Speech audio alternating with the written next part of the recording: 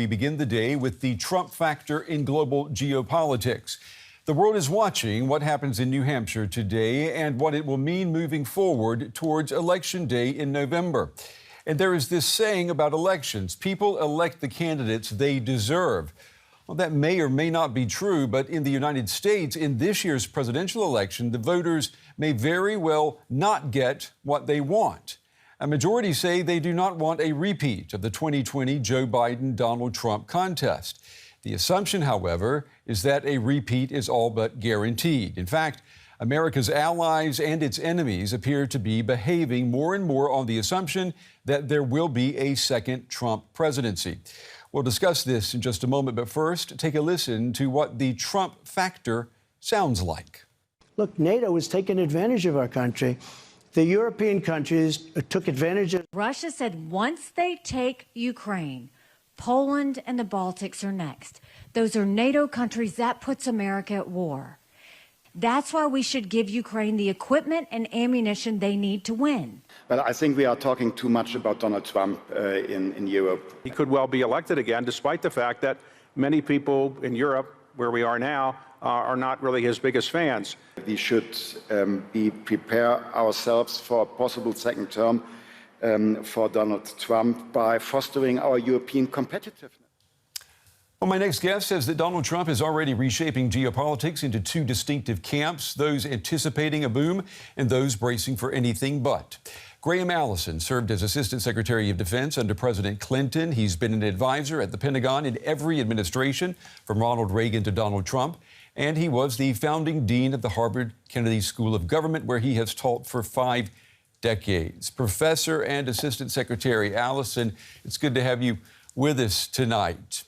I'd like to, if I could, discuss your recent article in Foreign Affairs in just a moment. But first, you attended the World Economic Forum in Davos, Switzerland last week. I'd like to get your take on what they were saying there. Is it all about a second Trump presidency?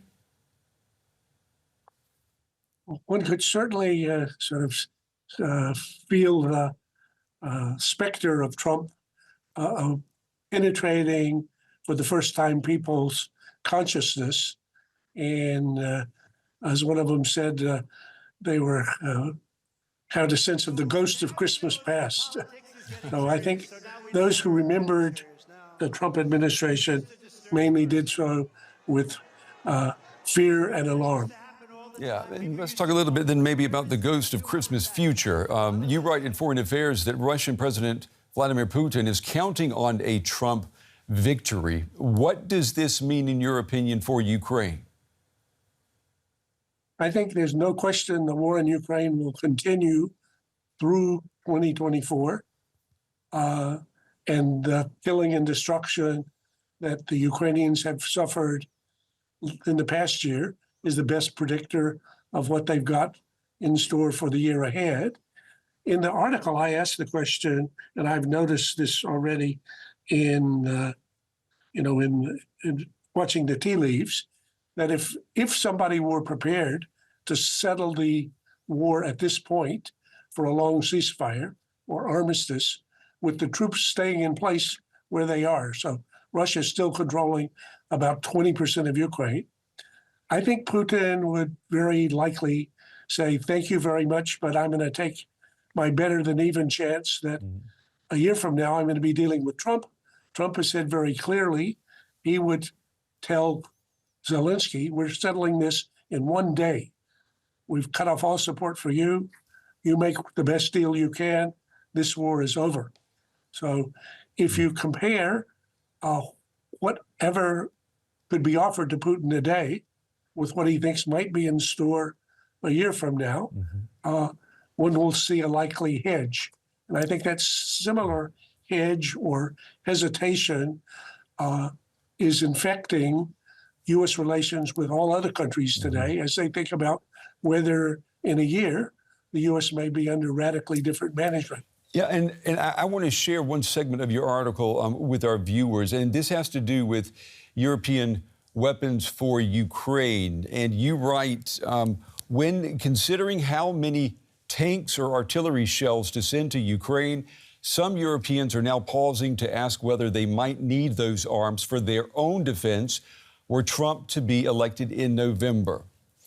That's quite a statement to make, Mr. Allison. I mean, we hope it's not foreshadowing, but do you see Trump as president being a green light to Vladimir Putin to push as far as he wants, meaning beyond Ukraine?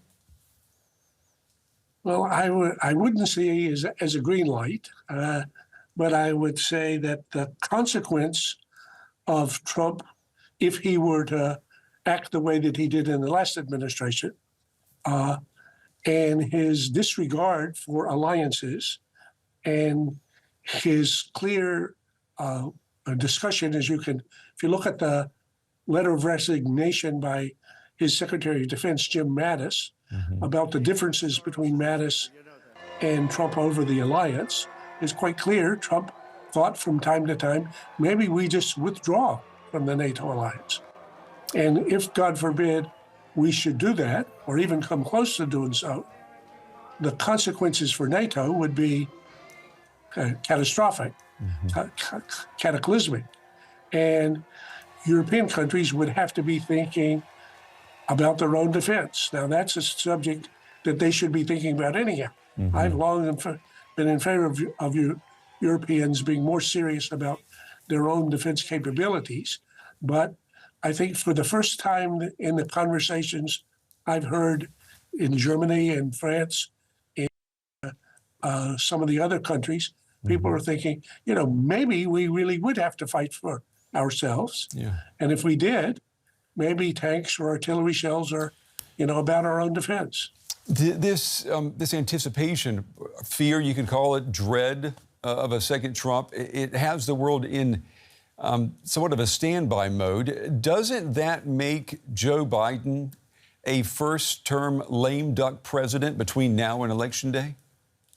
That's a painful question. And unfortunately, to some extent, the answer has to be yes. So when the President Biden or his national security team are trying to deal with anyone today, saying, let's settle on this today, they have to recognize, and they do recognize, that the party with whom they're dealing is asking themselves, well, but if I don't like the terms today, what might they look like a year from now? And similarly, if I do accept the terms today, what could happen a year from now?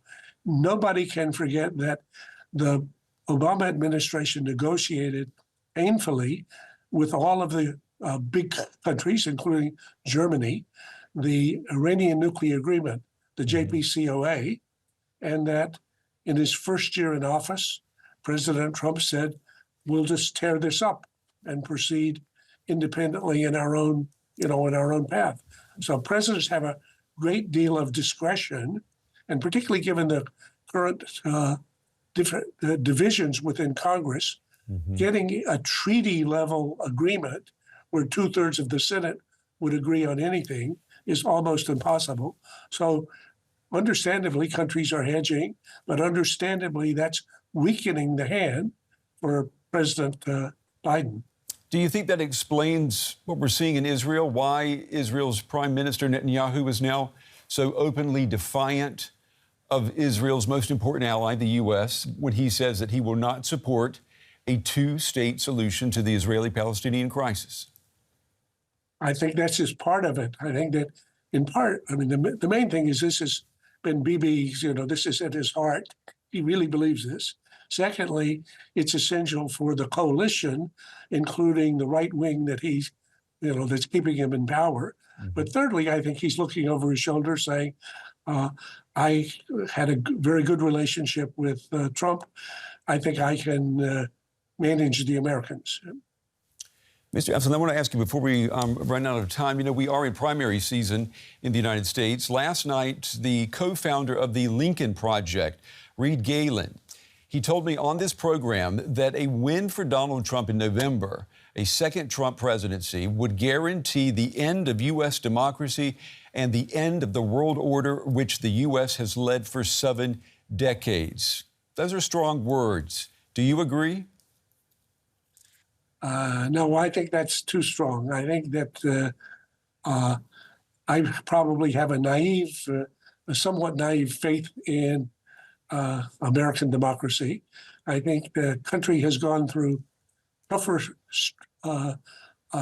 perils than the current one.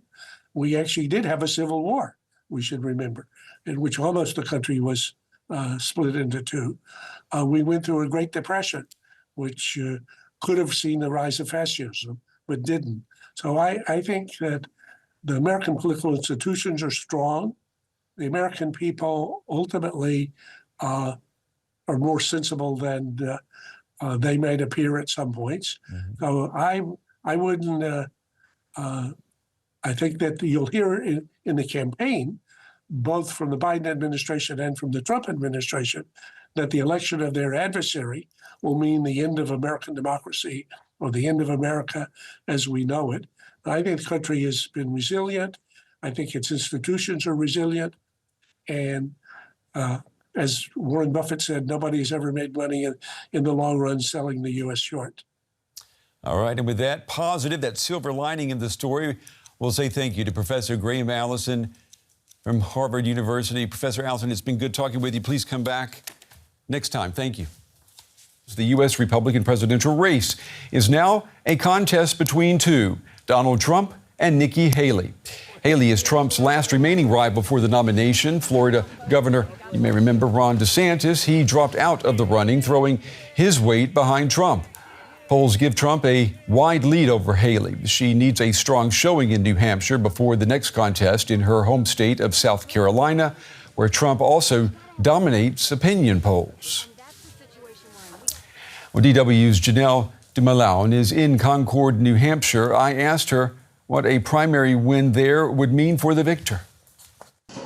Well, it really depends on whether we're talking about Donald Trump or Nikki Haley. Now, Donald Trump, if he gets another decisive victory here after the decisive victory that he already got in Iowa, then that would mean a very short primary race and basically a nomination with his name written all over it. Now, for Nikki Haley, a win here, or at least a narrowing of Trump's lead over her into the single digits, that could determine her ability to stay in the contest. It would get her more media coverage. It would get her more donor money, and she needs those things in order to be able to go head to head with Trump in her home state of South Carolina, which of course is something that she wants. Now, worth noting, New Hampshire is a tiny state. It only has 22 delegates in the Republican primary process. That is less than 1% of the delegates that eventually go on to the Republican convention to vote for the nominee there. But it really does seem like all the stakes are here in New Hampshire at the moment. The primary election outcome here could determine whether Nikki Haley's bid for the Republican presidential nomination is over at this point, and whether she'll have to drop out and cede the nomination to Donald Trump, or whether she will in fact find a way forward.